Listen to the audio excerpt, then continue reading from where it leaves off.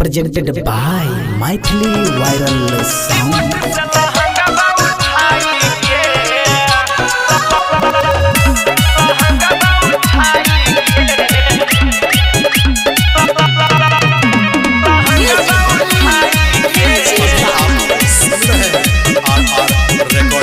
DJ पर कोई तो छौरी नाचे छही तागरा देखी के छौरा सब करे लगलो झगड़ा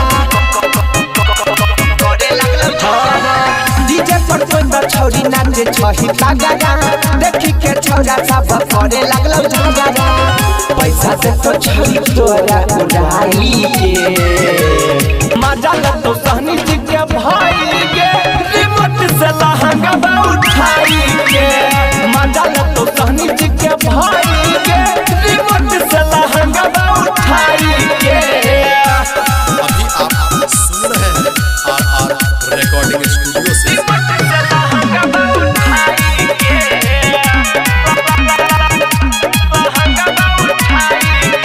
छोरी तोहर पीछे के गैरिया गंगम करो तोहर लाला की ओढ़निया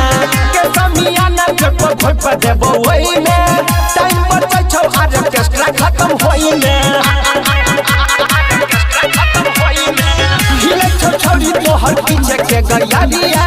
गंगम करो तोहर लाला की चुनालिया लेके समियाना के कोई पे देबो वही में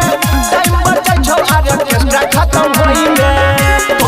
तो छोरी छोरा सब सुताई के मजा ल तो सहनी जी के भाई के रिमोट से लहंगा उठाई के मजा ल तो सहनी जी के भाई के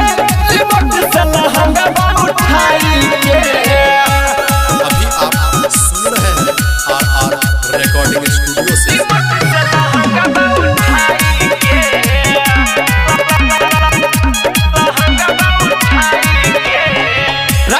सुनील दीवाना दे तो चुप के रोहित अनम लगा तो खोप के शिवा अखल सदन जन के सुने चोली के चीज तोरा दह तो छुप के राइटर सुनील दीवाना दे तो चुप के रोहित अनम लगा तो खोप के शिवा अखल सदन जन के सुने चोली के चीज तोरा दह तो छुप के लगे भाई की जग पोरा में उठाई के मजा ल तो सहनी जी के भाई के रिमोट से लहंगा उठाई के